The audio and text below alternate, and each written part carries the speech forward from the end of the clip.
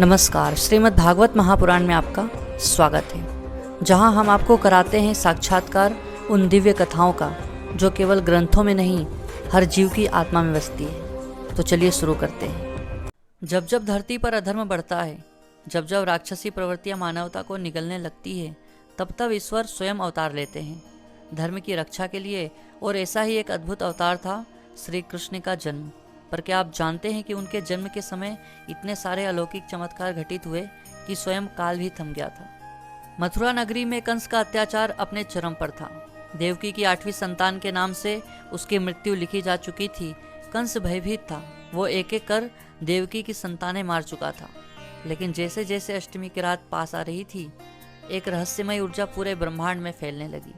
जैसे ही अर्धरात्रि हुई, कारागार में एक अद्भुत प्रकाश फैल गया। देवकी और वासुदेव ने देखा एक तेजस्वी बालक जन्म ले चुका था, जिसकी आंखों में ब्रह्मांड समाया था। पहला चमत्कार जन्म के साथ ही कारागार के सारे बांध अपने आप खुल गए। जंजीरें टूट गई, कारागार के दरवाजे स्वयं खुल गए, जैसे स्वयं सृष्टि ने ईश्वर को प्रणाम किया हो। वासुदेव ने उस बालक को टोकरी में रखा और जैसे ही बाहर निकले तो दूसरा चमत्कार हुआ। भारी बारिश हो रही थी, लेकिन अचानक एक शेषनाग प्रकट हुआ और अपनी फन से बालक को वर्षा से बचाने लगा। तीसरा चमत्कार, जब वासुदेव यमुना नदी पार कर रहे थे, यमुना नदी उफान पर थी, लेकिन जैसे ही वासुदेव जी ने कृष्ण को अपनी भुजाओं में उठाया, यमुना ने रास्ता बना लिया। नदी की लहरें पीछे हट गई, जैसे स्वयं जल देवी कृष्ण के चरण छू रही हो। गोकुल में उसी रात यशोदा माता को भी पुत्र की प्राप्ति हुई, लेकिन वह बेहोश थी। वासुदेव ने अपने पुत्र को उनके पास सुलाया और यशोदा का पुत्र, जो कि माया रूपी कन्या थी, उसको लेकर वापस कारागार लौटे।